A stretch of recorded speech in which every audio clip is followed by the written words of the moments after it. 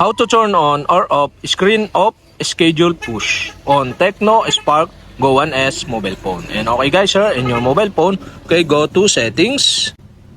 In settings, scroll down and go to battery lab. Okay, you can tap this. Here in battery lab, okay, you can see the battery saving settings here. Okay, you can tap this.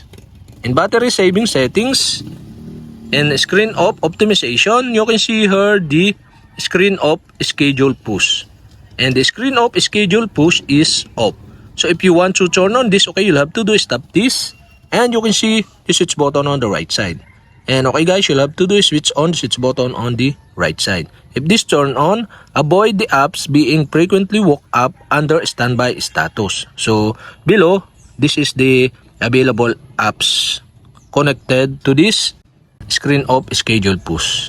And also you can turn off or on the apps. And okay guys, we have successfully turned on. And if you want to turn off again, okay, you'll have to do is switch off the switch button on the right side. And that's it. Okay, you have successfully turned on or off the screen off schedule push on Tecno Spark Go 1S mobile phone. And okay guys, if you have a question, kindly comment below. And don't forget to hit the subscribe button and the bell to notify you if I have new video. Okay, thanks for watching.